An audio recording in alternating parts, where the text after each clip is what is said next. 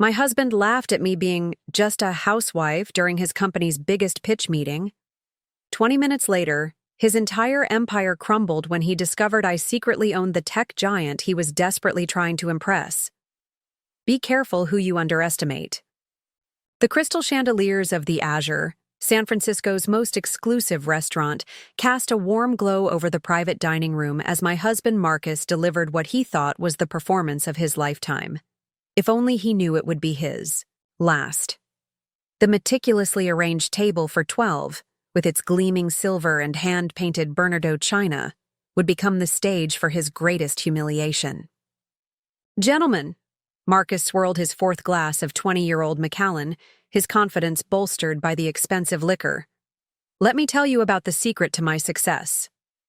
He gestured toward me with his glass, amber liquid dangerously close, to spilling onto the crisp white tablecloth. "Having a wife like Rachel here who knows her place.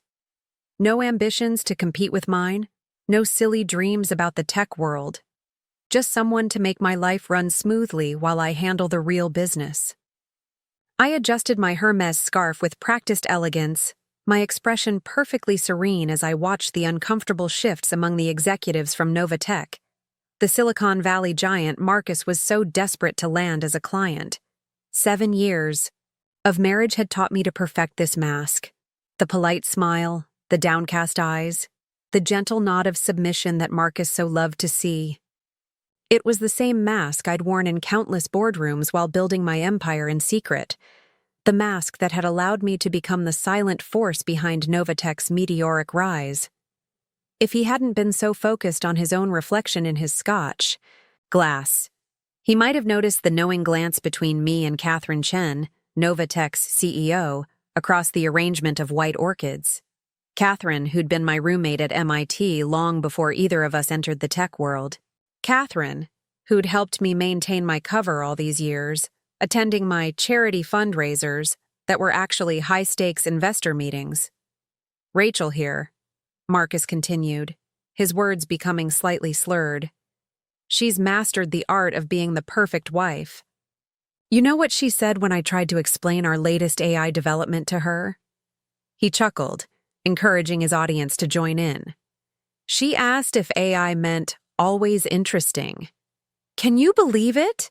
The forced laughter around the table barely masked the discomfort of the Novatech executives. I noticed David Park, their chief technology officer, checking his phone under the table, no doubt seeing the same notification I'd received moments ago. The contracts were ready. Everything was in place. Marcus had always seen exactly what he expected to see, nothing more than a dutiful wife who managed his social calendar and planned his dinner parties. He never questioned why the city's most powerful tech executives attended every charity gala I organized. Never wondered why his company's stock price seemed to rise after my book club meetings. Never noticed that his wife's shopping trips coincided with Novatech's board meetings. "You see," Marcus gestured expansively, nearly knocking over a crystal water glass. "In this industry you need focus. No distractions. That's why I made it clear from day one. Business is my domain. Rachel here, she handles the household, the social obligations, the little things that would otherwise take up my valuable time." I caught Catherine's subtle eye roll as she took a sip of wine. She'd been there the day I coded the algorithm that would eventually become Novatech's core technology. We'd been in our dorm room, surrounded by empty coffee cups and discarded pizza boxes, when the solution finally clicked. Now, that same algorithm was worth billions, and Marcus was about to try to sell a cheap imitation back to its original creator. Little did he know that in exactly 20 minutes, his entire carefully constructed world would shatter like the baccarat crystal he was so carelessly waving around. The press release was scheduled, the documents signed, the trap set. By dessert, everyone would know that RCM Technologies, the mysterious company that had been quietly acquiring controlling interests in Silicon Valley's most promising startups, stood for Rachel Chen Martinez, the same Rachel who was now nodding demurely as her husband explained to a room full of tech executives why women weren't suited for the complexities of artificial intelligence. I felt my phone vibrate softly in my lap. A message from my CFO confirming the final details. In 20 minutes, Marcus would learn that his perfect wife wasn't just the owner of Novatech. I was his biggest competitor, the shadow force he'd been trying to outmaneuver for years. Sometimes the most dangerous player at the table is the one you don't even consider a player at all. And Marcus was about to learn just how dangerous I could be. As I watched him start another condescending story about his little woman, I allowed myself a small, secret smile. The carefully orchestrated demolition of Marcus's empire was about to begin, and he had no one to blame but himself. After all, he was the one who'd insisted I was just a housewife. Marcus's voice grew louder as the waiter poured his fifth glass of scotch, his words echoing off the Azure's hand-painted walls. Let me tell you about the time Rachel tried to give me advice about our company's AI strategy. He leaned forward, conspiratorially, nearly knocking over the crystalline centerpiece. She actually suggested we should make the computers more friendly. The forced laughter that followed felt like fingernails on a chalkboard. I watched as Catherine Chen subtly signaled the waiter to slow down the drink service, a move I'd seen her execute countless times during our actual business meetings.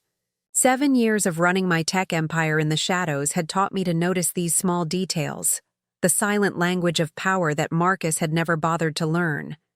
You know what makes Montgomery Tech different? Marcus continued, oblivious to the growing discomfort around the table. We understand the future of AI isn't about being friendly. It's about dominance, about power. Right, gentlemen? He turned to David Park, Novatech's CTO, who was actively avoiding eye contact while pretending to check his phone. If Marcus hadn't been so wrapped up in his performance, he might have noticed that David was actually reviewing the same quantum computing specifications I'd sent him last week. The ones that would make Montgomery Tech's revolutionary AI platform look like a child's science project in comparison. Sarah, darling. Marcus's voice pulled me back to the present, his use of the wrong name barely registering anymore. He'd been calling me Sarah instead of Rachel for the past hour, too absorbed in his monologue to notice his mistake. Tell them about that charity thing you're planning, the one with the computers for kids or whatever it is. I smiled demurely, playing my part to perfection. Actually, it's the Women in Tech initiative, dear.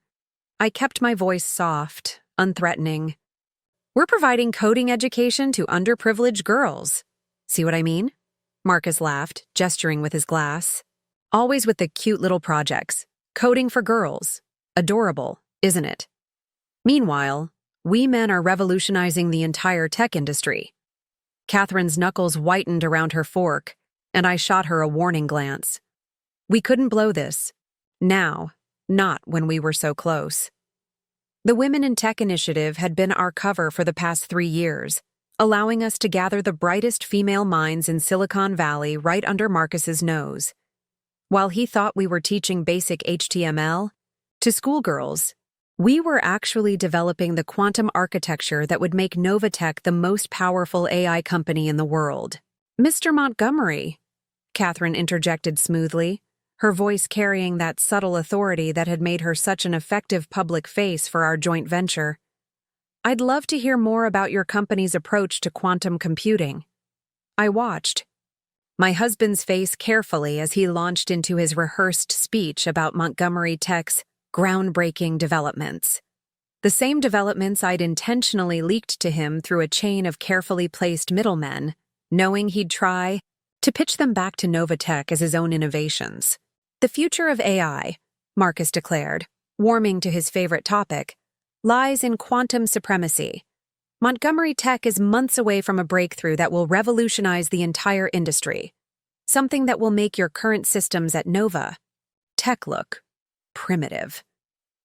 I felt my phone buzz again. Another message from my development team. Our actual quantum computer had just completed its final test sequence, the one Marcus thought was impossible to build, the one he'd mocked when I'd tentatively suggested its potential 3 years ago over dinner. Traditional computing logic doesn't apply anymore, he continued, repeating almost word for word the explanation I'd given him that night, the explanation he'd dismissed as cute, before explaining that I shouldn't worry my pretty head about such complex matters. Under the table, I saw David Park's fingers flying across his phone screen, no doubt responding to the same update I'd just received. The quantum architecture we'd developed wasn't just revolutionary. It would render traditional AI processing obsolete overnight. And in exactly 16 minutes, the world would know who had really developed it. The problem with women in tech, Marcus was saying now, fully hit his stride, is that they think too small. They want to make things friendly and accessible. But true innovation requires a certain masculine drive, a killer instinct that, let's be honest, the feminine mind simply doesn't possess. I watched as Catherine's eyebrow arched ever so slightly, our private signal that everything was in place.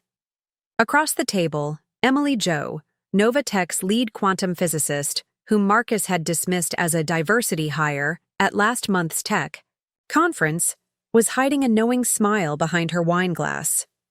"Take my Rachel here," Marcus continued, finally remembering my actual name.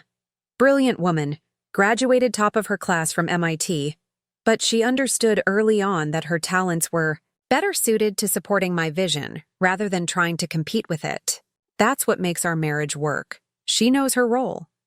If he'd been more observant, he might have remembered that I'd actually graduated 2 years ahead of him.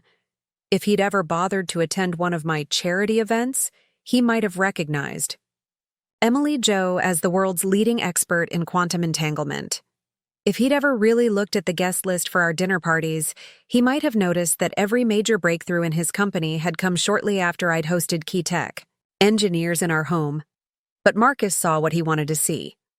To him, I was just the attractive, supportive wife he'd married 7 years ago, the woman who'd seemed so impressed by his basic coding knowledge, who'd asked him to explain blockchain in simple terms, who'd never threatened his sense of intellectual superiority.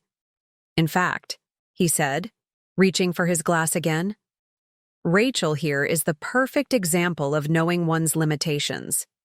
She could have tried to compete in the tech world, could have started her own company, but she was smart enough to recognize that her true calling was supporting a real tech visionary. The irony of his words would have been comical if it weren't so infuriating. In 14 minutes, Marcus would learn that his wife hadn't just started her own company. She'd built the very empire he was trying so desperately to impress. Every major client he'd lost over the past 5 years, every contract that had mysteriously fallen through, every breakthrough that had somehow slipped through his fingers, all roads led back to the woman he'd dismissed as just a housewife. I felt another vibration from my phone. The final confirmation. The servers were ready to push the press release that would shake Silicon Valley to its core. As I watched Marcus continue his performance, I allowed myself to enjoy these last few minutes of his blissful ignorance. After all, he'd spent 7 years teaching me my place in the tech world. It seemed only fair to show him exactly what that place was. The Azure's sommelier appeared at Marcus's elbow, presenting a bottle of Chateau Lafite Rothschild 1982 with practiced elegance. "Mr. Montgomery, shall we proceed with the wine pairing? For the main course?" I watched my husband wave his hand dismissively, too engrossed in his monologue to appreciate the $4,000 bottle of wine I'd specifically ordered for tonight's occasion. In exactly 12 minutes, he'd realize why I'd chosen to be so extravagant. After all, what better wine to celebrate the dismantling of his empire than the same vintage he'd mansplained to me on our first date? As I was saying, Marcus continued, his words slightly more slurred now. The problem with women in tech is their emotional approach to everything. Take blockchain, for example. He turned to Catherine Chen, clearly warming up to what he thought would be his coup de grace. Your company's approach to blockchain integration is exactly what I'm talking about. Too focused on user experience, not enough on raw processing power. Catherine's perfect poker face didn't twitch, but I saw the slight tremor in her hand as she reached for her water glass. The blockchain architecture Marcus was criticizing was actually my design, the same one that had made Novatech's systems 300% more efficient while reducing energy consumption by half. The same architecture that had won Catherine the CEO of the Year award last month, though the real architect had remained anonymous. Actually, David Park spoke up, his fingers still moving across his phone under the table. Our blockchain implementation has shown remarkable results in recent quarters. Marcus laughed, the sound bouncing off the hand-painted murals of the Azure's private dining room. Remarkable for a dated system, perhaps, but wait until you see what Montgomery Tech has in development. Rachel, honey, what was it you called our new blockchain protocol when I tried to explain it to you? The chain of little blocks? I offered timidly, earning another round of uncomfortable chuckles from the table. If Marcus had been more observant, he might have noticed that Emily, Jo, was biting her lip to keep from laughing for an entirely different reason. She'd been in the room when I'd first sketched out that same protocol on a whiteboard during one of our charity planning sessions. Exactly. Marcus gestured triumphantly, nearly knocking over his water glass. Adorable, isn't it? But that's exactly why women should stick to what they're good at. Leave the real innovation to those who understand it. My phone buzzed again, a message from my lead developer. Quantum core integration complete. All systems go for announcement. I allowed myself a small sip of water, using the gesture to hide my smile. In 10 minutes, Marcus would learn just how well I understood innovation. Mr. Montgomery, Catherine interjected smoothly. I'm curious about your thoughts on quantum encryption. Our security team has been exploring some interesting possibilities in that area. Her eyes met mine briefly. A subtle reminder that our security team consisted primarily of the women who attended my monthly book club meetings. Marcus's face lit up with the same condescending enthusiasm he'd shown when explaining Bitcoin to me during our honeymoon. Quantum encryption is exactly where Montgomery Tech is going to revolutionize the industry. We've developed a proprietary system that will make current security protocols obsolete.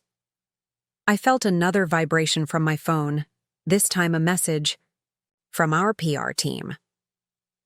The press release was locked and loaded, ready to reveal that RCM Technologies' revolutionary quantum encryption system, the one Marcus was currently trying to pitch, had already been patented under my real name, Rachel Chen Martinez.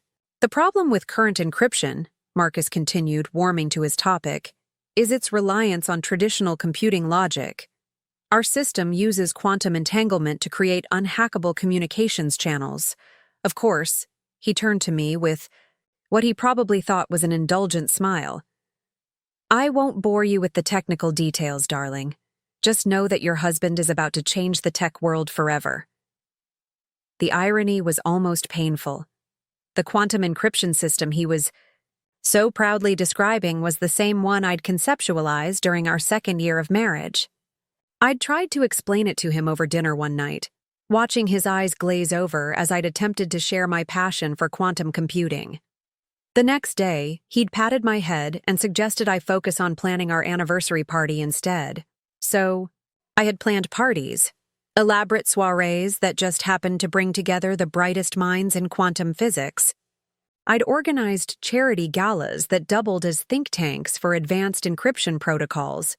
While Marcus thought I was choosing flower arrangements, I was actually designing the architecture that would revolutionize secure communications. 7 minutes, Catherine murmured under her breath as she reached for her wine glass, her words masked by the sound of Marcus launching into another technical explanation. Around the table, I could see the subtle shifts in posture as the Novatech executives checked their phones one last time, confirming that everything was in place. You know what's funny? Marcus said, his voice growing louder with false confidence. Last month, Rachel asked me if quantum computers needed special food to stay alive. Can you believe it? He reached over to pat my hand condescendingly. But that's what I love about her. No pretense of understanding these complex matters. If he hadn't been so focused on his own voice, He might have noticed the slight smirk that passed between Emily Jo and David Park. They'd both been present 2 weeks ago when I'd solved the quantum decoherence problem that had been plaguing the industry for years, a breakthrough that would be revealed to the world in exactly 6 minutes. "Tell them about your book club, dear," Marcus encouraged, clearly thinking he was offering me a chance to contribute to the conversation in my areas of expertise. "The one where you discuss those romance novels." I smiled demurely, thinking, about last week's book club meeting where we'd finalized the quantum architecture that would make Montgomery Tech's entire system obsolete. "Oh, we're currently reading a fascinating story about deception and revelation," I replied truthfully. "The protagonist is quite underestimated by those around her." "See?" Marcus beamed at his audience. "This is why our marriage works so well. Rachel knows what she's good at: booking clubs, charity events, social planning. She never tries to compete with me in the tech world. That's what makes her the perfect wife." 5 minutes. I took another small sip of water, feeling the weight of my phone in my lap. In less than the time it takes to boot up a computer, Marcus would learn just how perfect a wife I really was, and exactly what kind of competition I could be. The main course arrived with impeccable timing: Wagyu beef for Marcus and his male guests, Chilean sea bass for the ladies as he'd so predictably ordered for us without asking. The Azure's executive chef had personally supervised the plating, unaware that his meticulous timing was about to become part of Silicon Valley history. "Before we dig in," Marcus raised his glass, his movements becoming increasingly unsteady, "I'd like to propose a toast to the future partnership between Montgomery Tech and Novatech, a partnership that will revolutionize the industry. And, of course," he turned to me with what he thought was a charming smile, "to my wonderful wife, who makes it all possible by keeping my life running smoothly." The crystal glasses clinked half-heartedly. I noticed Catherine checking her watch. 3 minutes until the press release. Across the table, David Park's phone screen lit up with a notification, causing him to almost choke on his wine. The quantum computing tests had exceeded even our most optimistic projections. "You know," Marcus continued, cutting into his perfectly cooked Wagyu, "I remember when Rachel here tried to explain her idea for a quantum encryption protocol to me. What was it you called it, honey? The friendly quantum computer system?" I felt Catherine's foot gently tap mine under the table, our silent signal that the final preparations were complete. "Something like that," I replied softly, remembering. "The actual name of the protocol, the Martinez-Chen Quantum Interface, soon to be revealed as the backbone of Novatech's revolutionary security system." "Adorable," Marcus chuckled, turning to the Novatech executives. "She'd drawn these little diagrams with smiley faces on the quantum bits. Can you imagine? But that's what I love about her. Always trying to make everything pretty and friendly." Phone vibrated. A message from our PR team. "All major tech news outlets standing by. Times Square billboard secured for announcement. Social media campaign ready to launch." "Speaking of quantum computing," Catherine interjected smoothly, her voice carrying that subtle authority that had made her such an effective front for our joint ventures. "I'm curious about your thoughts on the recent developments in quantum decoherence prevention." Marcus's fork paused halfway to his mouth. This was the moment I'd been waiting for, the technical discussion he couldn't handle. The same quantum decoherence problem I'd solved during last month's spa weekend with my team of female quantum physicists. "Well," he started, his confidence wavering slightly, "decoherence is certainly a significant challenge in quantum computing, but Montgomery Tech has developed proprietary methods to—" His voice was cut off by a sudden chorus of notification sounds around the table. Every phone, tablet, and smartwatch in the room lit up simultaneously. 1 minute early, Catherine. Had always liked to keep competitors on their toes. I watched as Marcus's face shifted from irritation at the interruption to confusion as he noticed the Novatech executives all reaching for their devices with barely concealed anticipation. Even, the sommelier, refreshing Marcus's wine, paused to glance at his phone. "What the hell?" Marcus muttered, finally picking up his own phone. I saw his eyes widen as he read the headline that was now spreading across every major tech news outlet in the world. Breaking. Novatech announces revolutionary quantum computing breakthrough. RCM technologies revealed as secret development. "Partner, Rachel."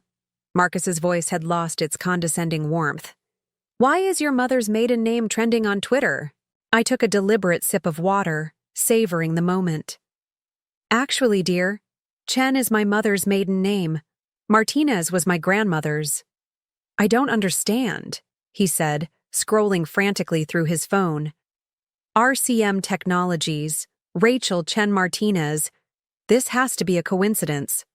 Catherine chose this moment to stand, raising her glass with the perfect poise of a CEO about to make history.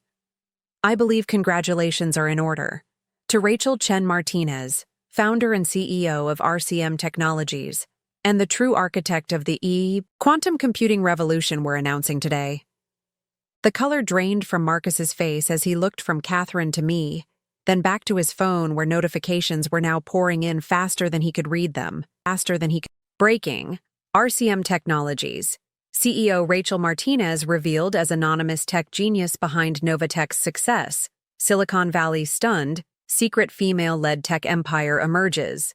Montgomery tech stock plummets as major client Novatech announces exclusive partnership with RCM Technologies. "This is impossible," Marcus whispered, his wagyu forgotten. You run a book club. You organize charity events. You plan killer quantum computing strategies?" I offered, finally allowing my true voice, the one I used in actual board meetings, to emerge. "Design revolutionary blockchain protocols? Build the largest female-led tech empire in Silicon Valley history?" Around the table, the Novatech executives were no longer hiding their smiles. Emily Jo raised her glass to me, no longer pretending to be just another dinner guest. "To the woman who solved quantum decoherence while her husband thought she was at a spa." Marcus's hands were shaking as he pulled up his company's stock ticker. Montgomery Tech shares were already in freefall as the market responded to the news that their much-hyped quantum computing project was actually based on stolen glimpses of my work. "All those dinner parties," he said slowly, realization dawning in his eyes. "The charity events, the book club meetings." "Think tank sessions," I corrected him. "Board meetings, development workshops. Turns out when you dismiss half the tech talent in Silicon Valley as just wives and diversity hires, they're free to revolutionize the industry right under your nose." Another wave of notifications hit his phone. Montgomery Tech's biggest investors were already jumping ship, realizing that the company's supposed breakthrough technology was about to be exposed as a pale imitation of RCM's actual innovations. 7 years, Marcus said, his voice barely a whisper. "You've been running a tech empire for 7 years? While I thought you were just a wife?" I finished for him, raising my glass. "Here's to underestimation, dear. It's been my most powerful weapon yet." The private dining room of the Azure had transformed into a battlefield of silence. The only sounds were the gentle clink of cutlery, being set down as dinner was forgotten, and the increasingly frantic tapping of Marcus's fingers on his phone screen. Every few seconds, another notification would light up the devices around the table, each one driving another nail into the coffin of his carefully constructed reality.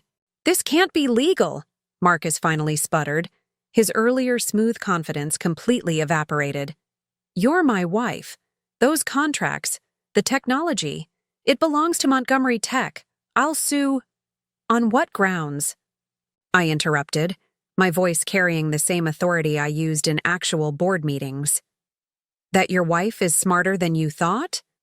That while you were dismissing women in tech, we were building something revolutionary? Do explain how that lawsuit would work." Catherine slid a folder across the table, her movements practiced and precise. Actually, Marcus, you'll find that RCM Technologies' patents predate any of Montgomery Tech's claims, including, she added with a slight smile, the quantum encryption protocol you were about to pitch to us tonight. Marcus frantically flipped through the documents, his face growing paler with each page. I watched as he reached the section detailing the true ownership of his company's breakthrough technology. All of it either derived from glimpses of my work or directly licensed through shell companies I controlled. All those tech conferences you couldn't be bothered to attend with me, I said, taking another sip of wine. The ones you said were too basic for someone of your expertise? I was the keynote speaker, under a pseudonym, of course. Your competitor, the mysterious RM, whose innovations you've been trying to steal. That would be me. Impossible, he whispered, but his voice lacked conviction. The quantum mechanics involved, the advanced AI protocols, are exactly what I was trying to explain to you 3 years ago over dinner, I finished, right before you patted my head and told me to stick to planning our anniversary party. Emily Jo cleared her throat, drawing Marcus's attention. Would you like me to explain the quantum decoherence solution? The one your wife developed while you thought she was getting a massage? The color that had drained from Marcus's face was slowly being replaced by an angry red. You've been lying to me. For 7 years, he accused, his voice rising. Making a fool of me in front of a fool of— No, Marcus, I cut him off firmly. You made a fool of yourself. I simply chose not to correct your assumptions, like when you explained blockchain to the woman who designed Novatech's entire cryptocurrency division, or when you dismissed Emily's research as basic at last month's tech conference, not realizing you were talking to the world's leading quantum physicist. His hand shook as he reached for his scotch, but Catherine smoothly moved it out of reach. I think you've had enough. Revelations for one evening without adding more alcohol. Another round of notifications lit up the room. Marcus's face contorted as he read the latest headlines. Montgomery Tech CEO's wife revealed as legendary tech innovator. Silicon Valley's best-kept secret, the housewife who built a tech empire. RCM. Technologies announces quantum computing breakthrough. Montgomery Tech shares plunge. 7 years, he repeated, almost to himself. All those charity events were actually tech summits, I confirmed. Turns out when you tell enough men that you're just planning a fundraiser, they don't bother. To investigate why every major female tech innovator in Silicon Valley attends, David Park, who had been quietly typing on his phone, looked up. The transfer of Montgomery Tech's major contracts to RCM Technologies is already being processed. Your board has called an emergency meeting for tomorrow morning. Marcus's head snapped up. My board? How did they receive the news so quickly? I finished for him. They're watching this dinner live. Did you really think Catherine Chen would come to a potential partnership dinner without her board being fully briefed? The private dining room's doors opened silently as journalists began gathering in the Azure's main dining room. Through the frosted glass, we could see camera flashes starting to illuminate the restaurant's elegant interior. You've destroyed me, Marcus said, his voice hollow. Everything I built. No, Catherine corrected him firmly. Rachel built something extraordinary. You just took credit for the pieces of it you managed to glimpse. There's a difference. I stood slowly, smoothing my dress with practiced grace. The press will want a statement. Would you like to explain how you missed that your wife was running circles around your company for 7 years? Or shall I? Marcus's phone buzzed again, his executive team demanding answers about the technology they'd thought was proprietary to Montgomery Tech. Rachel, please, he tried one last time. We can figure this out, come up with some sort of arrangement. An arrangement? I raised an eyebrow. Like the one where I pretend to be impressed by your basic understanding of quantum computing, while actually revolutionizing the field? Or the one where I smile and nod while you explain my own technology back to me? The door opened, and my PR director, Lisa, whom Marcus knew as my yoga instructor, stepped in. "Mrs. Martinez, the press is ready whenever you are. We've got CNBC, Bloomberg, and the Wall Street Journal waiting for exclusive comments." "Perfect." "Timing," I smiled. I believe my husband was just finishing his explanation of why women aren't suited for the complexities of the tech world. "Weren't you, dear?" Marcus slumped in his chair, the full weight of the evening finally crushing his ego. 7 years of dismissing his wife's capabilities had just culminated in the most spectacular fall from grace Silicon Valley had ever seen. "One last thing," I said, reaching for my clutch. "You might want to call your attorney. Not about the technology, that battle's already lost, but about the house.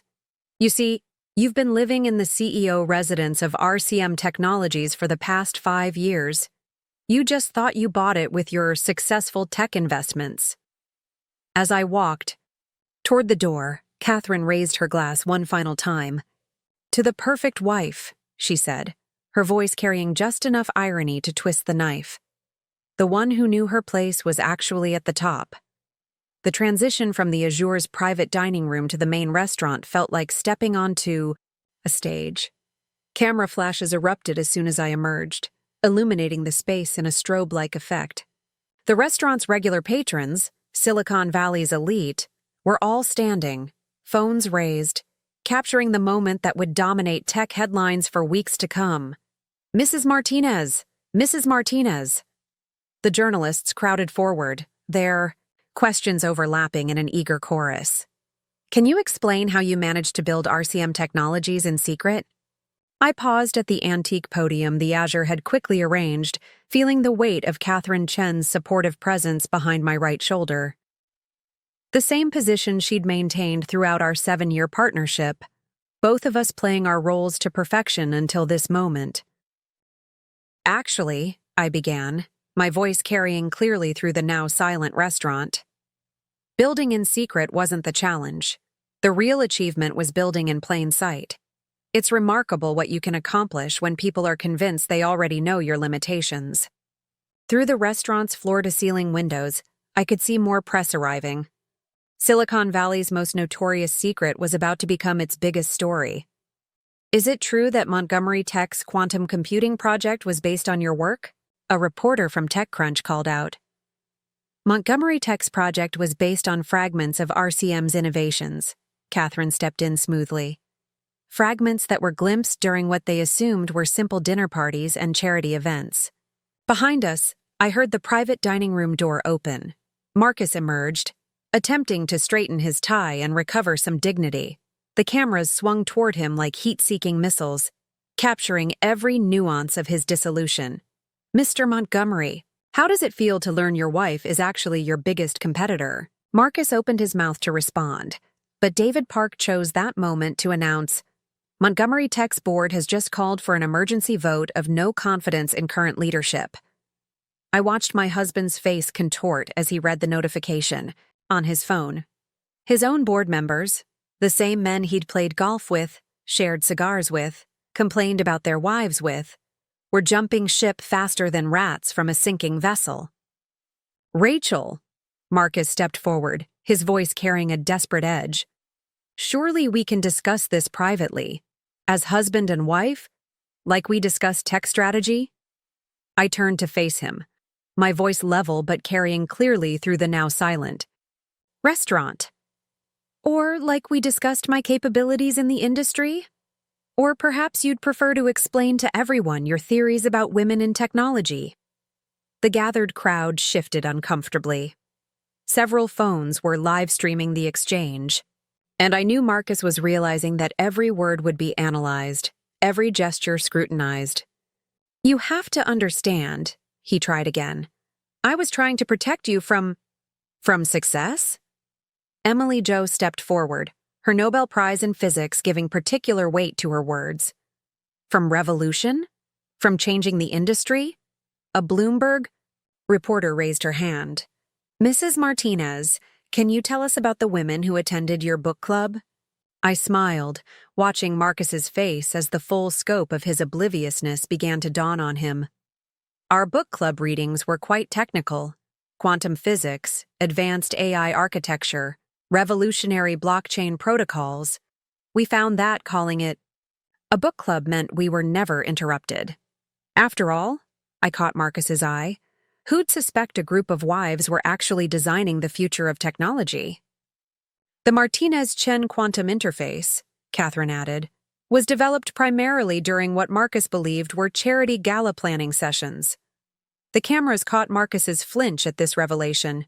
He'd mocked those planning sessions, complained about the time they took away from what he'd called my wifely duties. Is it true that RCM Technologies now controls the patents for most of Montgomery Tech's core products? Another reporter called out. RCM Technologies has always controlled those patents, I corrected. Montgomery Tech was merely licensing them through various shell companies that, as of tonight, have terminated those licensing agreements. The sound of breaking glass drew everyone's attention back to the private dining room. Through the door, we could see Marcus had finally reached for his scotch, missing the glass entirely. Mrs. Martinez, can you comment on the rumors that you're about to announce a revolutionary quantum computing breakthrough? I stepped closer to the microphones. RCM Technologies and Novatech are proud to announce the successful development of the world's first stable quantum computer. We've solved the decoherence problem that has plagued the industry for years. While getting massages, Emily Jo added with a smirk, drawing knowing laughter from the crowd. A young female reporter pushed forward. You've become an instant icon for women in tech. What message do you have for girls who dream of entering the industry? I took a moment to consider my response, aware that my words would be quoted in countless articles and social media posts. Never let someone else's underestimation become your limitation. Sometimes, being underestimated is your greatest advantage. Use it. And your husband? The same reporter pressed. What would you say to him now? I turned to face Marcus, who was still standing frozen in the doorway of the private dining room. I would thank him, actually. His constant dismissal of my capabilities gave me the perfect cover to build something extraordinary. Every time he explained basic coding concepts to the woman who was revolutionizing quantum computing, he made my job easier. Every time he dismissed female tech innovators as diversity hires, he freed us to collaborate without scrutiny. The cameras swung back to Marcus, capturing his expression as the full impact of my words hit him.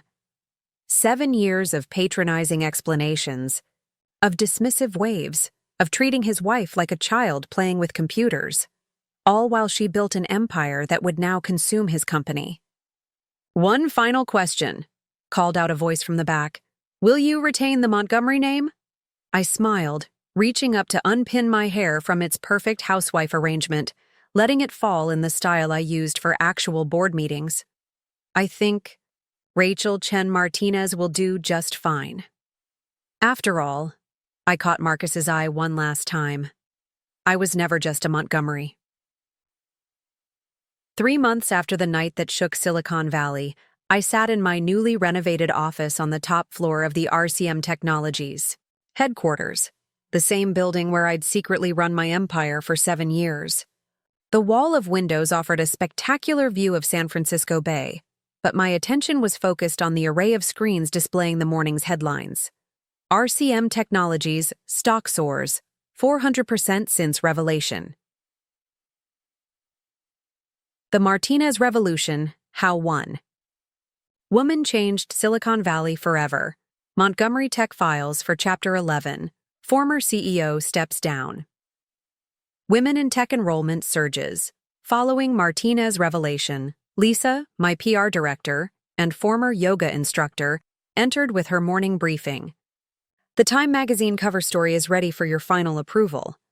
They're calling it The Power of Underestimation: How Rachel Martinez Built a Tech Empire in Plain Sight. I scanned through the article on my tablet, smiling at the opening spread. They'd used a split image. On one side, the perfect wife, at a charity gala, and on the other, the CEO commanding a boardroom. Both pictures were taken on the same day, just 6 months ago. "Mrs. Martinez," my assistant's voice came through the intercom. "Catherine Chen is here for your 9 a.m., and the MIT commencement speech team is online too about next month's address." The glass doors of my office slid open as Catherine entered, looking every bit the powerful CEO she'd always been, but now with an added air of satisfaction. "Have you seen the latest numbers?" she asked, settling into one of the ergonomic chairs I'd selected to replace Marcus's pretentious leather monstrosities. "Just came in," I nodded, pulling up the quarterly report on the main screen. "The Martinez-Chen quantum interface has exceeded even our optimistic projections. Turns out solving quantum decoherence was good for business." Speaking of business, Catherine's eyes twinkled with amusement. "Your ex-husband's attempt to start a new tech venture isn't going so well. Apparently, investors are hesitant to back someone who couldn't spot a tech revolution happening in his own home." I pulled up another screen showing the latest updates from the tech industry. Marcus had tried to reinvent himself as a tech consultant after Montgomery Tech's collapse, but his credibility had been irreparably damaged. Every presentation he gave was met with the same question: "But what does your wife think about it?" "The house sale finally went through," I mentioned, signing off on some digital contracts. "He seemed surprised that I let him keep the car." "Generous of you," Catherine smirked, "considering it was bought with RCM Technologies' money in the first place." My phone buzzed with a message from Emily Jo. "Quantum research team meeting in Lab 7. You're going to want to see this." Even after the revelation, we still maintained our book club meetings, though now they were held in state-of-the-art research facilities, rather than my living room. "Did you see the latest data from the Women in Tech initiative?" Catherine asked, pulling up a new set of statistics. "Applications have tripled since your story broke. Turns out giving girls a role model who outsmarted Silicon Valley's boys' club is good for recruitment."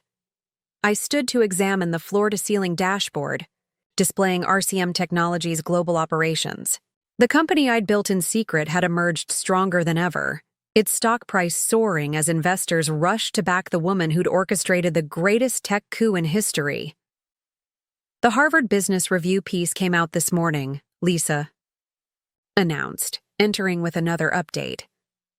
"They're calling it the Martinez Method: How Underestimation Became a Business Strategy." I scanned the article, noting how they'd analyzed every aspect of my 7-year deception. The dinner parties that were actually tech summits, the charity galas that revolutionized quantum computing, the book club that had developed the most advanced AI architecture in history. "Your Forbes interview got picked up by every major news outlet," Catherine added.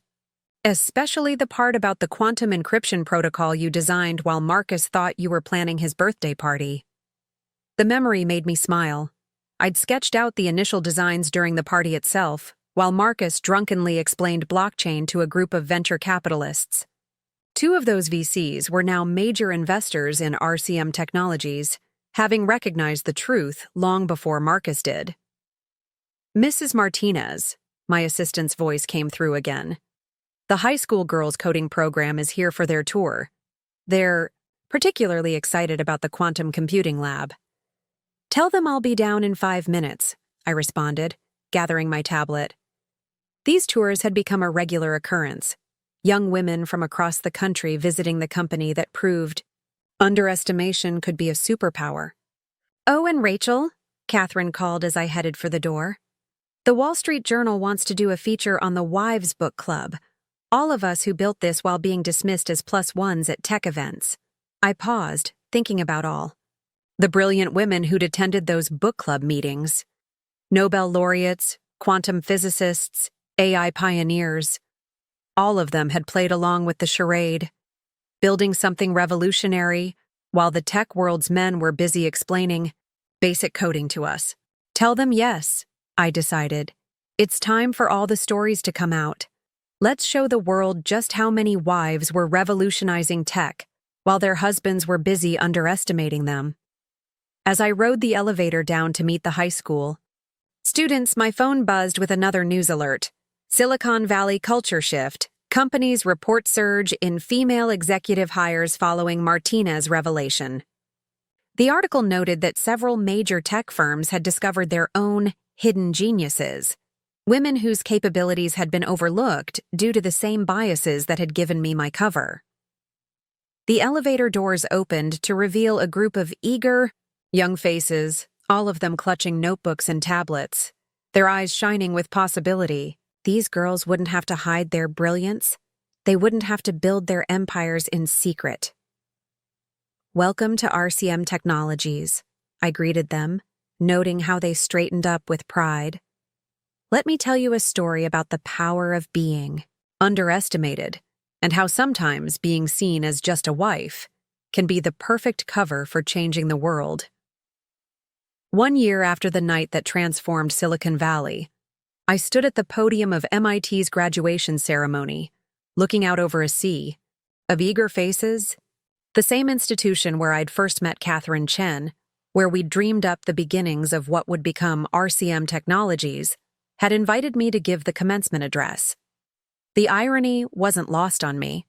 Last time I'd been on this campus, Marcus had been explaining to my professors how he'd help guide my career in a more suitable direction. "When people ask me about success," I began, my voice carrying across the hushed auditorium, "they often focus on the night my secret was revealed.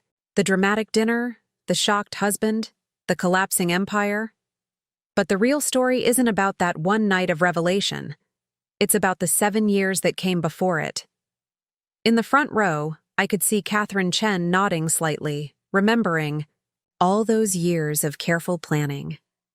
Beside her sat Emily Jo, now heading RCM's quantum research division, and a dozen other women who'd been part of our book club revolution. "Success isn't always about being the loudest voice in the room," I continued. "Sometimes, it's about being the voice they don't expect to hear, the voice they've trained themselves not to listen to." My phone buzzed silently in my pocket. Probably another update about Montgomery Tech's final liquidation. Marcus had finally given up trying to salvage his reputation in the tech world and had moved to a small town in Montana. Last I'd heard, he was writing a memoir titled "The Wife I Never Knew." His publisher had already contacted us about potential legal issues. For 7 years, I ran one of the most innovative tech companies in the world from behind the perfect mask of underestimation. Every time someone dismissed me as just a wife, they handed me another brick to build my empire. Every patronizing explanation of basic technology gave me another cover to develop something revolutionary. The screens behind me displayed headlines from the past year. RCM Technologies becomes world's most valuable tech company. Martinez-Chen quantum interface revolutionizes computing. Silicon Valley's gender gap narrows in wake of Martinez revelation. Former Wives Book Club members emerge as industry leaders. But this isn't just my story. I gestured to the graduating class. This is about every person who's ever been told they don't belong in tech. Every brilliant mind that's been dismissed because they didn't fit someone else's image of what innovation looks like. In the audience, I could see hundreds of young women leaning forward in their seats. The incoming class at MIT's computer science program was now 50% female, a statistic they were calling the Martinez effect. The quantum computing breakthrough that everyone called impossible? We solved it during a supposed spa weekend. The AI architecture that revolutionized machine learning, developed during charity event planning sessions, the blockchain protocol, that became the industry standard, written between courses at dinner parties where we were assumed to be merely decorative. Lisa, my PR director, signaled from the side of the stage. The live broadcast was breaking viewing records. Tech companies around the world had arranged viewing parties for their employees. The revolution that had started in a private dining room at the Azure had become a global movement. The tech world likes to talk about disruption, I continued. But they always expected it to come from the same direction, young men in hoodies working in garages. They never thought to look in the kitchen, where a group of wives were revolutionizing quantum physics between cookbook club meetings. A ripple of knowing laughter spread through the audience. The story of our cookbook club, where we'd actually developed the quantum encryption protocol that made RCM Technologies billions, had become legendary in tech circles. Last month, a reporter asked me if I regret not revealing my role sooner, if I wish I'd stood up and claimed my place at the table years ago. I paused, letting the question hang in the air. The truth is, I never needed to claim my place at the table. I owned the table. The men were just too busy explaining furniture to me to notice. More laughter, but I could see tears in some eyes too. Every woman in tech had her own story of being underestimated, overlooked, explained to about her own expertise. The venture capitalist who spent an hour explaining my own patent to me at a dinner party? He now works for me. The tech blogger who dismissed RCM Technologies as a mysterious fluke in the industry. He had to issue a very public retraction. And my ex-husband who thought quantum computing was too complex for his wife to understand. Well, let's just say the quantum computer in his office was running on my algorithms all along. I pulled up the next slide, a photo from one of our early book club meetings. 15 women, all leaders in their fields, all dismissed as wives. And plus ones gathered around my dining room table with quantum computing diagrams hidden under recipe books. This is what revolution looks like. Not a sudden uprising, but a patient, methodical transformation. While they were busy watching for disruption from their competitors, we were quietly rebuilding the industry from the inside out. The screens behind me switched to live feeds from RCM Technologies' global offices, research labs where women led quantum computing teams, AI development centers where diversity was the norm, not the exception. Your generation won't have to hide your brilliance. You won't have to code quantum algorithms between cookbook club meetings. You won't have to build your empires in secret. I gestured to the graduating class. But remember this: underestimation can be your greatest advantage. Let them explain basic concepts to you while you revolutionize the field. Let them dismiss you while you change the world. As I concluded my speech, the applause was thunderous. But it wasn't the cheering that moved me. It was the looks of recognition, of possibility, of determination on the faces before me. Every person who'd ever been told they didn't belong in tech, every brilliant mind that had been dismissed or overlooked, they all saw themselves in this story. One final thought, I added, my voice cutting through the applause. To everyone who's ever been dismissed as just anything, just a wife, just a diversity hire, just not technical enough. Remember this: sometimes being underestimated is your superpower. Use it wisely, build quietly, and when the time comes to reveal your true capabilities. I smiled, remembering the look on Marcus's face that night at the Azure. Make sure they never forget the moment they realized just how wrong they were about you. 18 months after the revelation at the Azure, I found myself back in the same private dining room, but this time under very different circumstances. The restaurant had renamed it the Martinez Room, complete with a small plaque commemorating the night that changed Silicon Valley forever. Instead of suffering through another of Marcus's condescending monologues, I was hosting the first official reunion of what the tech world now called the Wives' Revolution. Remember when we had to hide our quantum computing diagrams under cake? Recipes? Emily Jo laughed, raising her glass of the same Chateau Lafite that had witnessed Marcus's downfall. Around the table sat the women who had built an empire in plain sight: quantum physicists, AI pioneers, blockchain architects, all of whom had once been dismissed as plus ones at tech events. I still can't believe Marcus never questioned why his wife's cookbook club needed a quantum supercomputer, Catherine Chen added, drawing knowing chuckles from the group. She'd just finished overseeing Novatech's complete integration with RCM Technologies, creating the most powerful tech conglomerate in history. Lisa, my PR director, entered with her tablet displaying the latest headlines. RCM Technologies market. Cap exceeds all former big tech companies combined. Martinez quantum interface becomes global standard for computing. Study shows 70% increase in women-led tech startups post-Martinez revelation. Former Montgomery Tech CEOs tell all book flops. Nobody wants to read about how I missed the obvious. Speaking of Marcus, Dr. Sarah Patel, our head of AI research, leaned forward. Did you see his attempted comeback speech at the San Jose Tech Conference? I nodded, remembering the viral video. Marcus had tried to reinvent himself as an advocate for women in tech, but his speech had been interrupted by a young engineer asking him to explain basic quantum mechanics. The irony of him stumbling through concepts his ex-wife had revolutionized wasn't lost on anyone. The best part, Catherine smiled, was when someone in the audience asked if he'd run his slides by his wife first. Old habits die hard, I suppose. My phone buzzed with a notification. Another major tech company had just appointed a female CEO. The announcement specifically credited the Martinez effect for helping them recognize talent they'd previously overlooked. It was the 12th such appointment this year. Do you remember, Emily mused, swirling her wine, the night Marcus spent 45 minutes explaining your own quantum encryption protocol to you? Right here at this table? While the actual paper was being peer-reviewed under my real name, I finished, sharing in the collective eye roll. He was so proud of understanding the simplified version I'd let him glimpse.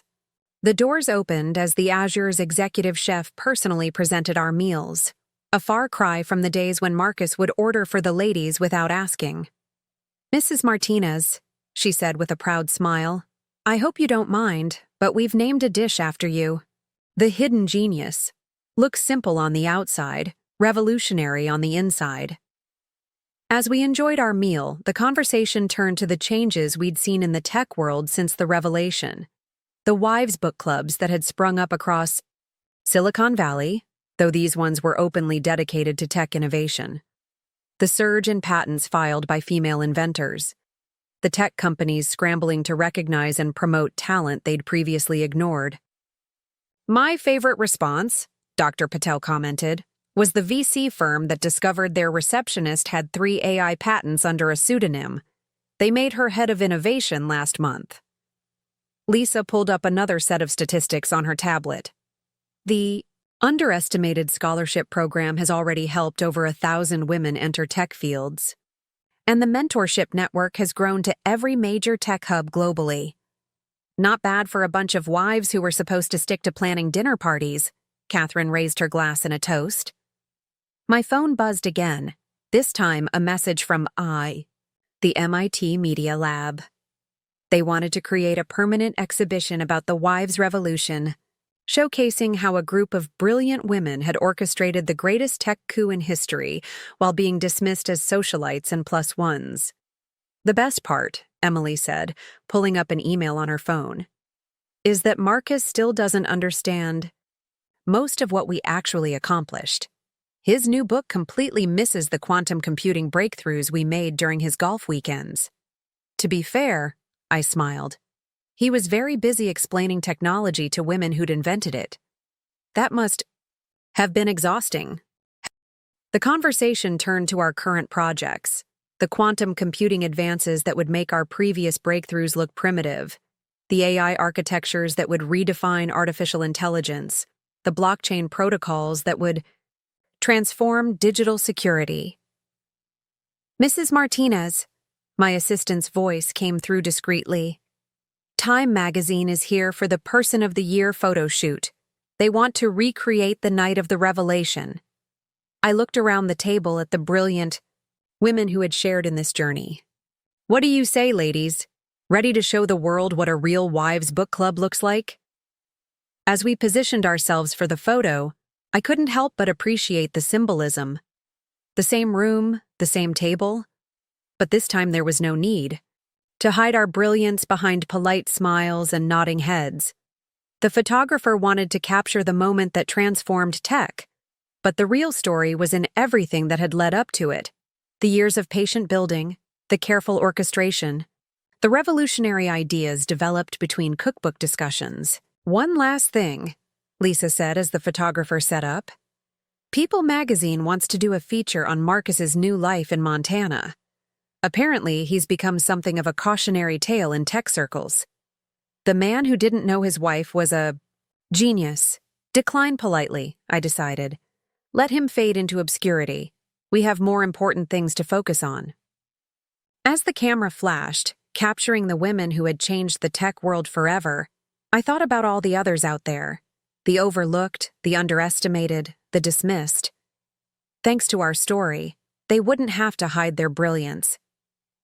They wouldn't have to build their empires in secret. The revolution that had started with a wife being mocked at a dinner party had become a global movement.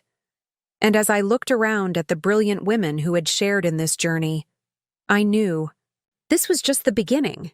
After all, there's nothing more powerful than a genius who's been underestimated.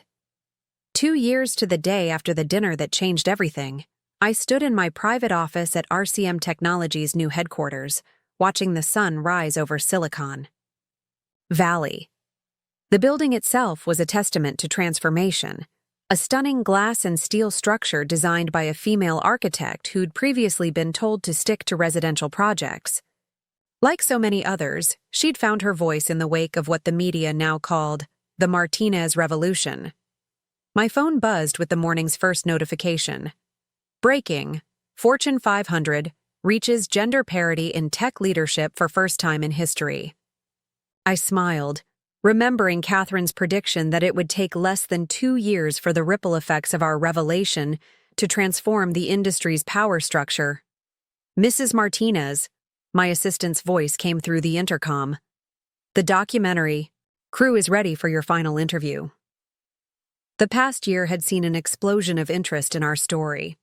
Netflix, Amazon, and Apple had all bid for the rights, but we'd chosen a female-led production company that understood the deeper message behind the headlines. They weren't just interested in the dramatic night at the Azure. They wanted to tell the story of all the women who'd hidden their genius behind polite smiles and perfect dinner parties. "Good morning, Rachel." The director, Amanda Chen, no relation to Catherine, greeted me as I entered the interview room. "Ready to wrap up the story that inspired a generation?" I settled into the chair, noting how different this felt from the countless interviews where I'd played the role of the perfect, supportive wife. "You know," I began, "everyone focuses on the moment of revelation, but the real story was in all the moments that came before it. Can you elaborate on that?" Amanda leaned forward, genuinely interested. The night Marcus's world collapsed was dramatic, yes. But the real revolution happened in quiet moments. Quantum physics breakthroughs during supposed spa weekends, AI architectures developed between charity galas, blockchain protocols written while our husbands thought we were planning dinner parties.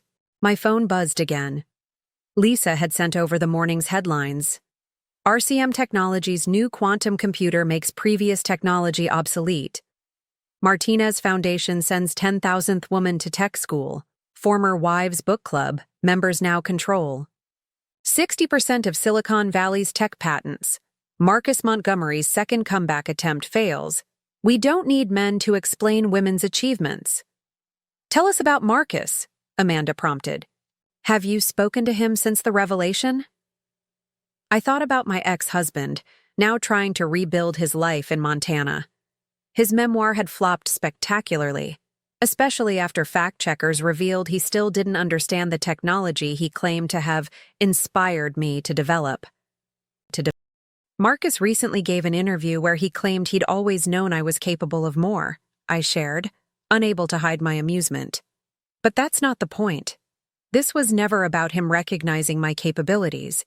It was about using his underestimation as a tool to build something revolutionary. The interview was interrupted by another notification, this time from Emily Jo. Our quantum research team had just achieved another breakthrough, one that would make even our recent innovations seem primitive. The message ended with a joke. Not bad for a bunch of wives who were supposed to stick to cookbook clubs. "What do you say to people who criticize the deception?" Amanda asked. Those who say you should have been open about your achievements from the start? I considered this carefully, remembering all the moments that had led to that night at the Azure. Innovation doesn't always announce itself with fanfare. Sometimes it grows in the shadows of underestimation, flourishes in the spaces where no one thinks to look. We didn't hide because we were ashamed. We hid because it gave us the freedom to build something extraordinary. My phone lit up with a message from Catherine. Novatech's integration with RCM technologies was complete, creating what analysts were calling the most powerful tech company in history. More importantly, our joint mentorship program had just launched its 1,000th female-led startup. The tech world likes to talk about disruption, I continued, but they always expected it to come from the same places. Young men in hoodies working in garages. They never thought to look in the kitchens where quantum physics was being discussed. Between cookbook recipes or in the charity committees where AI architecture was being revolutionized. Amanda nodded, understanding dawning in her eyes. It wasn't just about proving them wrong, was it? No, I agreed. It was about proving that innovation doesn't look like what they thought it did. That genius doesn't always announce itself. That sometimes the most revolutionary ideas come from the people they've trained themselves not to see. A gentle knock at the door interrupted us. A group of high school girls was waiting for their scheduled tour of our quantum computing lab. These tours had become a regular occurrence, part of our mission to ensure the next generation wouldn't have to hide their brilliance. One final question, Amanda said, gesturing to the camera operator to get ready.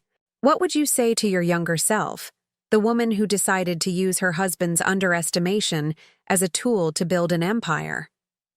I thought about that moment, 7 years before the revelation, when I'd made the decision to play into Marcus's expectations while quietly building something revolutionary.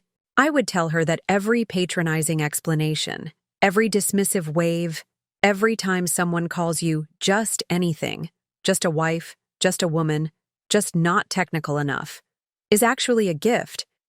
It's the freedom to build without scrutiny, to innovate without interference, to revolutionize while they're busy explaining your own inventions to you.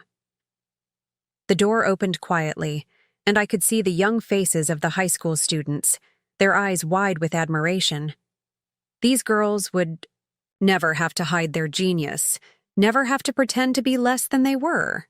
But most importantly, I concluded, looking directly into the camera, I would tell her that the greatest revenge isn't proving them wrong. It's changing the world so completely that their approval becomes irrelevant. As the interview wrapped up, I prepared to meet with the students. Their tour would include our quantum computing lab, where the next generation of breakthroughs was being developed, openly, proudly, without the need for cookbook covers or charity event pretenses. "Mrs. Martinez," one of the girls called out as I approached their group, "is it true that you solved quantum decoherence while your husband thought you were planning his birthday party?" I smiled, remembering that day, the breakthrough sketched, on napkins while Marcus explained basic coding concepts to a room full of women who'd already revolutionized the field. "The truth is," I told her, "some of the greatest innovations in history happened while someone was busy underestimating the innovator. Remember that. It might be the most valuable lesson in all of tech." As I led them through the building, that had once been my secret empire and was now a beacon of transformation, I thought about all the other hidden geniuses out there, all the brilliant minds just waiting for their moment to emerge from the shadows of underestimation. The revolution that had started with a wife being mocked at a dinner party had become a global movement. But more importantly, it had become a lesson for generations to come. Sometimes being underestimated is your greatest advantage. Use it wisely, build quietly, and when the time comes to reveal your true capabilities, make sure they never forget the moment they realized just how wrong they were about you. 5 years to the day after the revelation at the Azure, I found myself standing in an unexpected place. the small diner in Montana where Marcus had retreated after his fall from grace. He'd reached out after all this time, asking for a meeting, and curiosity had gotten the better of me. The irony wasn't lost on me that he'd chosen a place called the Humble Pie. Rachel, he stood as I entered, his once immaculate appearance, now softened by years away from Silicon Valley. The designer suits had been replaced by comfortable flannel, his commanding presence diminished by time and reflection. "Thank you for coming." I settled into the booth, noting how different this felt from our last dinner together at the Azure. No crystal glasses, no quantum computing presentations, no hidden empire about to be revealed. Just two people and 5 years of perspective between them. "I've been doing a lot of thinking," Marcus began, fidgeting with his coffee cup. "Writing, actually. Not another memoir," he added quickly, seeing my expression. "More of a confession, about how blind we can be to what's right in front of us." My phone buzzed. Another update from RCM Technologies. Our latest quantum computing breakthrough had just been announced, making headlines across the globe. The technology that Marcus had once dismissed as too complex for wives to understand had become the foundation of a new digital age. "I saw your speech at the UN Tech Summit," he continued, "the one about hidden innovation and the power of underestimation. It made me realize something. I wasn't just wrong about you. I was wrong about everything I thought I knew about innovation, about capability, about power." I took a sip of my coffee, remembering that UN speech. We'd announced the Underestimated Innovators Fund, a global initiative to find and support brilliant minds that had been overlooked by traditional tech structures. The first round of grants had gone to women in 50 countries, many of whom had their own stories of building in the shadows of dismissal. "The thing is, Rachel," Marcus leaned forward, his voice carrying a hint of his old intensity, "I've been reading about all the breakthroughs you made while I thought you were planning dinner parties. The quantum encryption protocol you developed. During our anniversary dinner, the AI architecture you designed while I was explaining basic coding to you. The blockchain protocol I wrote while you were telling everyone that women didn't have the killer instinct for tech," I added, unable to resist. He winced, but nodded. "Exactly. I've spent 5 years trying to understand how I missed it. How I could have been so completely oblivious to the revolution happening in my own home." My phone lit up again. A message from Catherine. Novatech and RCM Technologies' joint quantum research facility had just made another breakthrough. The message ended with what had become our unofficial motto. Not bad for a bunch of wives who were supposed to stick to dinner parties. "You know what the hardest part was?" Marcus asked, his coffee growing cold. "Not losing the company or the money or even my reputation. It was realizing that I had front row seats to one of the greatest technological revolutions in history, and I was too busy mansplaining basic concepts to notice." I thought about all the moments leading up to that night at the Azure. The breakthroughs. Disguised as book club meetings, the quantum computing solutions sketched on grocery lists, the empire built in the margins of a life Marcus had thought he understood completely. "Your TED Talk last month," he continued, "about the architecture of underestimation. It finally helped me understand. We weren't just wrong about women in tech. We were wrong about what innovation looks like, about where brilliance can flourish." Another notification lit up my phone. Martinez Foundation launches 100th Tech Hub for Underestimated Innovators. These centers, spread across the globe, had become incubators for the kind of hidden genius that had once needed cookbook clubs as cover. "The quantum computing breakthrough you announced last week," Marcus said, shaking his head in amazement. "The one that makes traditional processing obsolete. That was what you were trying to explain to me at our last dinner party, wasn't it? Before everything?" "Everything?" I nodded, remembering that night. "Right between your explanation of what blockchain was and your lecture on why women shouldn't worry their pretty heads about complex technology." He flinched at the memory. "I've been working with a local coding." School here, he said after a moment. Teaching kids the basics. Last week, one of my students, a brilliant young girl, showed me her quantum computing project. She said she was inspired by the Martinez Revolution, said she didn't have to hide her intelligence anymore. My phone buzzed again, this time a message from Emily Jo. The Wives Book Club was being inducted into the National Inventors Hall of Fame. The exhibit would feature the quantum computing diagrams we'd hidden under cake recipes, the AI architectures disguised as party planning notes, the revolution that had grown in the shadows of underestimation. I owe you an apology, Marcus said finally, not just for the obvious things, the dismissal, the condescension, the mockery, but for something bigger.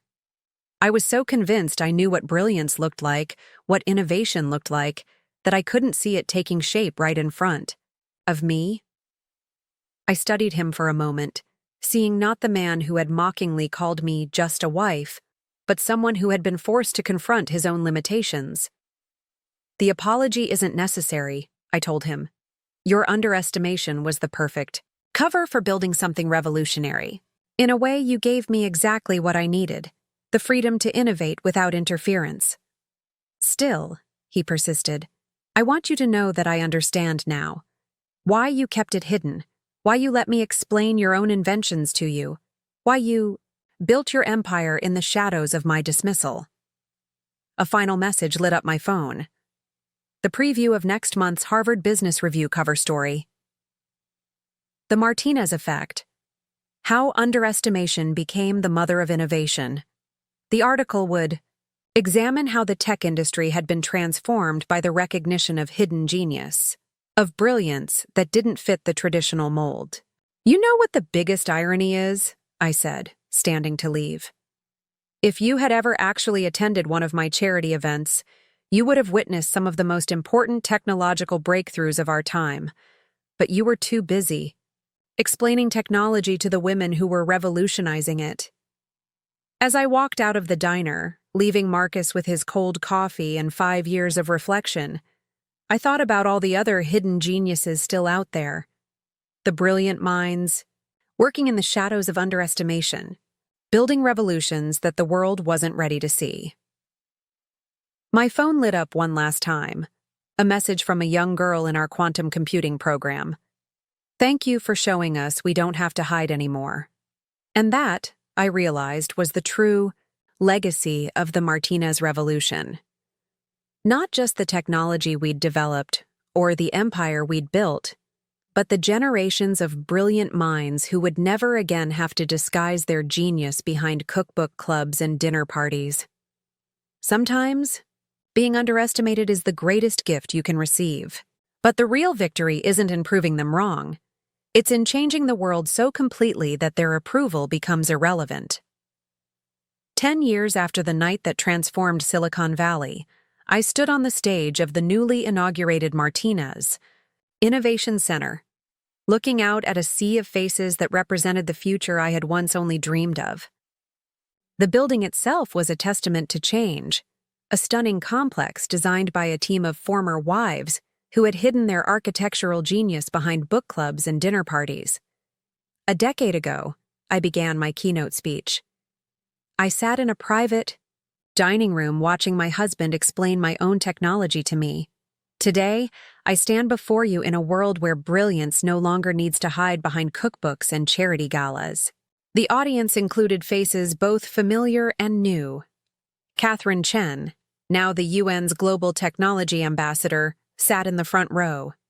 Beside her was Emily Jo, fresh from accepting her Nobel Prize in Physics for the quantum computing breakthroughs we'd developed during those clandestine spa weekends.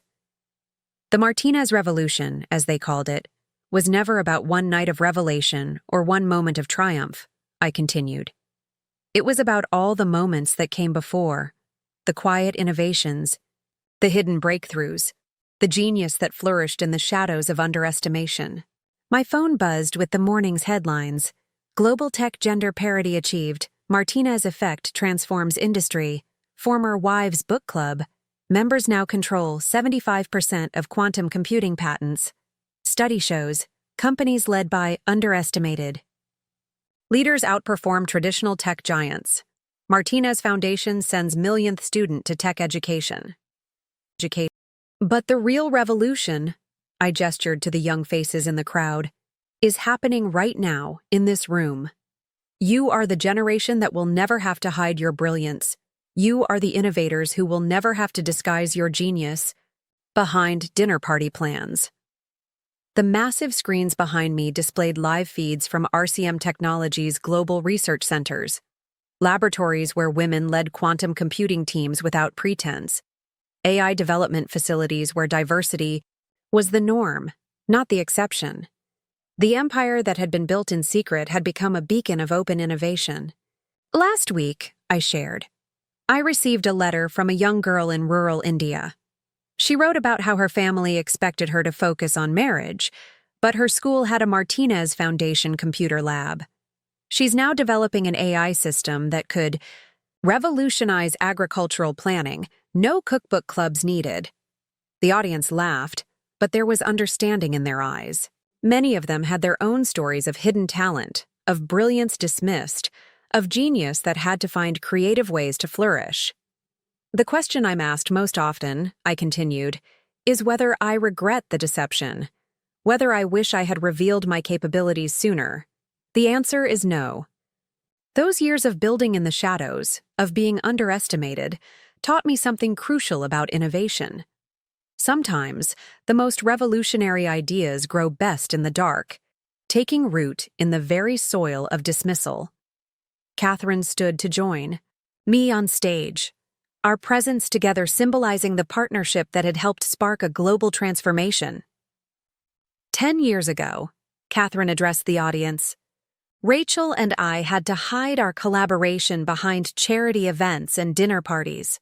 Today, we're announcing the launch of the largest technological initiative in history, the Quantum Renaissance Project. The screens behind us filled with images of the new quantum computing network that would connect our research centers worldwide. The technology that Marcus had once dismissed as too complex for wives to understand had become the foundation of a new digital age. But this project is different, I took over.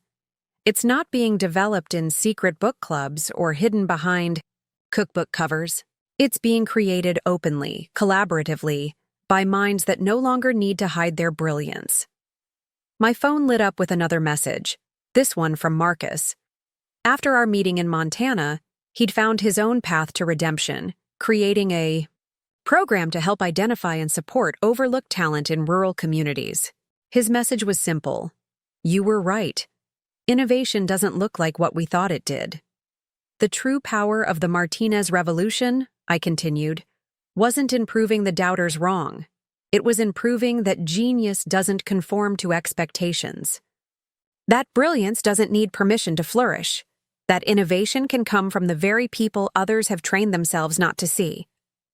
The screens shifted to show live feeds of Martinez hubs around the world, technology centers in previously overlooked communities, each filled with brilliant minds that would have once been dismissed, each developing innovations that would help shape the future. 10 years ago, I sat quietly while my husband explained basic coding to a room full of women who were revolutionizing quantum computing. Today I stand before you to announce that the era of hidden genius is over. The audience erupted in applause. As we unveiled the next phase of the Quantum Renaissance Project, a global initiative to find and nurture brilliant minds in unexpected places. The project would use the very quantum computing technology we'd developed in secret to identify and support hidden talent worldwide. But remember this, I said as I concluded my speech. The next revolution might not announce itself with fanfare. It might be growing right now in the places you least expect, in the minds you've dismissed, in the talents you've overlooked, in the brilliance you've trained yourself not to see. As the ceremony ended, I found myself back in my office at the top of the Martinez Innovation Center. The view had changed in 10 years, not just the physical landscape of Silicon Valley, but the very nature of innovation itself. My phone buzzed one final time, a message from a young developer in our quantum computing program. Thank you for showing us that we don't have to choose between being underestimated and being revolutionary. Sometimes they're the same thing. And that, I realized, was the true legacy of our story. Not just the empire we'd built or the technology we'd developed, but the change we'd created in what people believed was possible. The next generation wouldn't have to hide their genius behind cookbook clubs and charity galas. They could be brilliant openly, innovate freely, revolutionize boldly. The sun set over Silicon Valley, casting long shadows across the city that had once dismissed so much hidden talent. But shadows, as we had proved, were sometimes the perfect place for revolution to take root. After all, being underestimated wasn't a limitation, it was an opportunity. And somewhere out there, another brilliant mind was using that opportunity to change the world in ways we couldn't yet imagine. Sometimes, the greatest power lies not in proving them wrong, but in being so right that their doubt becomes irrelevant. That was the true lesson of the Martinez Revolution, and it would echo through generations of innovators to come.